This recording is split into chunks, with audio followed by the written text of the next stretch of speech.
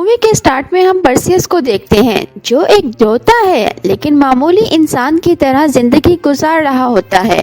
उसकी बीवी इस दुनिया में नहीं है और उसका एक बेटा है। वो अपने बेटे की परवरिश इंसानों की तरह कर रहा होता है और उसे देवता ना बनाते हुए एक मछुआरा बनाना चाहता है। एक रात परसियस के वालिद जोइस उससे मिलने आते हैं।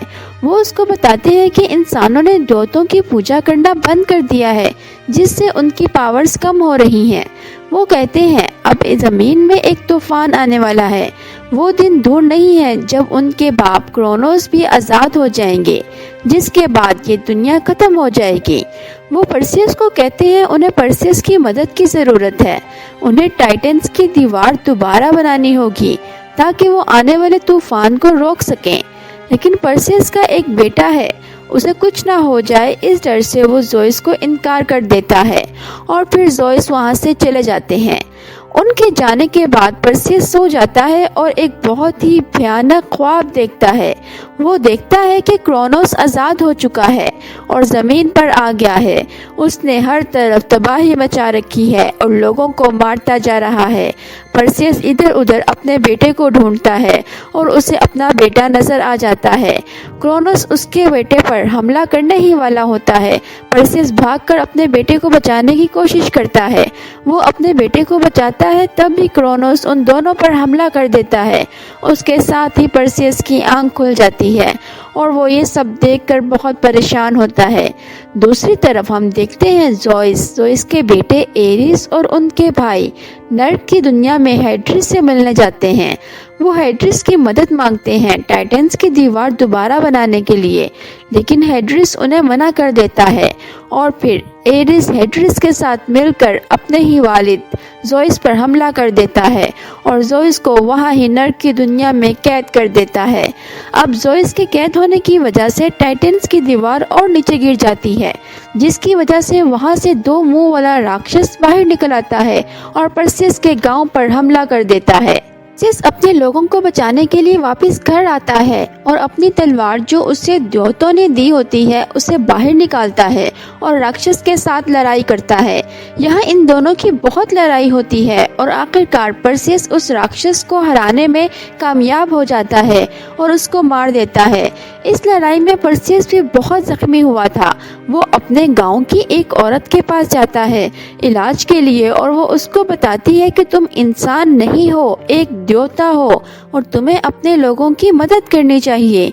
परसियस इस औरत की बात पर गौर करता है और फिर अगली सुबह वो अपने बेटे को लेकर एक पहाड़ी पर जाता है जो देवताओं का मंदिर होता है।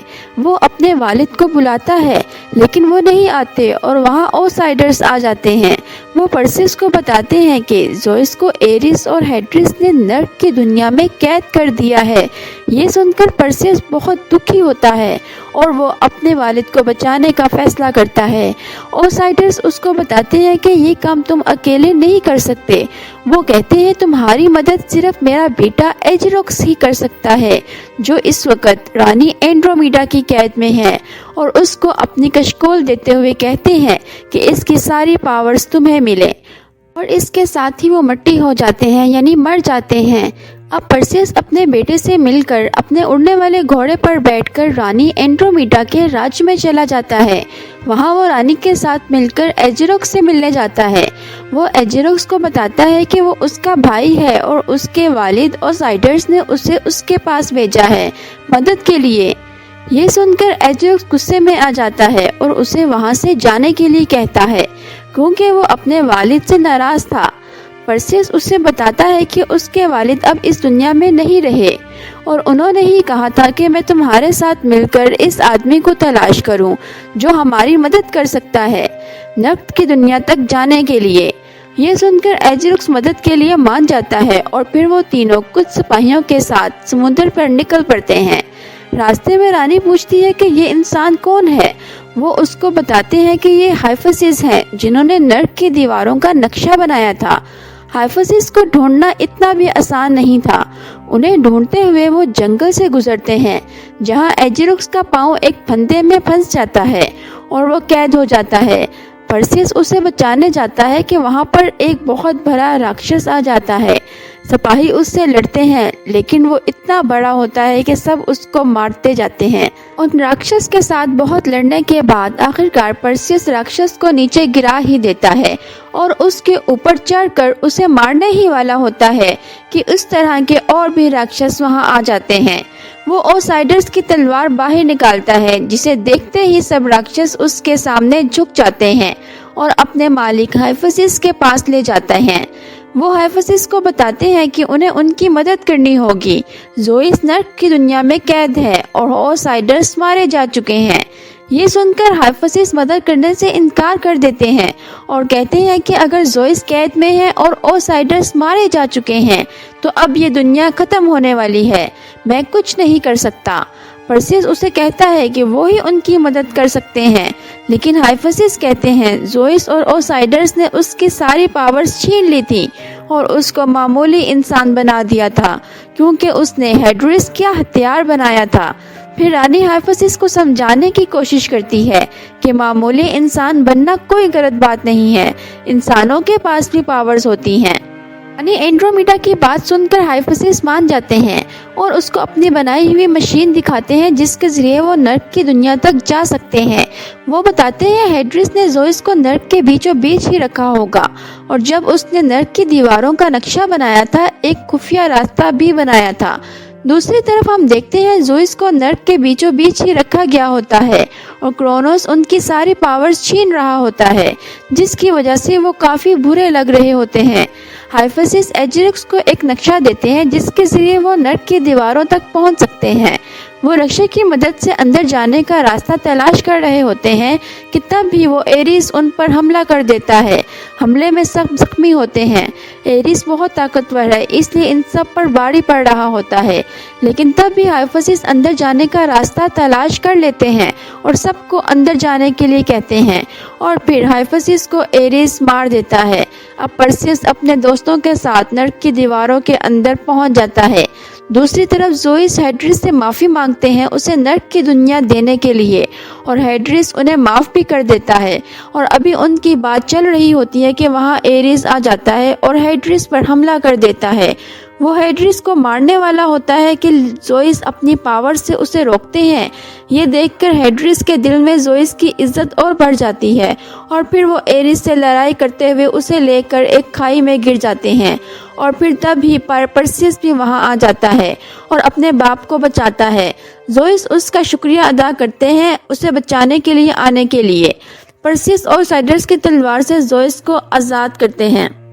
ایریس ان پر حملہ کر دیتا ہے لیکن اسی وقت وہاں ہیڈرس آ جاتے ہیں اور ایریس کو روکتے ہیں۔ پرسیس زوئس کو لے کر جا رہا ہوتا ہے کہ تب بھی ایریس ہیڈرس کی تلوار چھین کر زوئس کی طرف پھینکتا ہے جو سیدھا زوئس کی پیٹھ پر لگتی ہے۔ پرسیس اسے نکالتا ہے اور پھر وہ دونوں اوسائڈرس اور ہیڈرس کی تلوار کو ملا کر زور سے زمین پر مارتے ہیں۔ اس کے ساتھ ایک زوردار دھماکہ ہوتا ہے اور وہ سب نرک کی دنیا سے باہر نکل آتے ہیں۔ اب زوئس پرسیس کو کہتے ہیں کہ ان کے پاس طاقت نہیں ہے اور پرسیس کو ہی اب سب کو بچانا ہے۔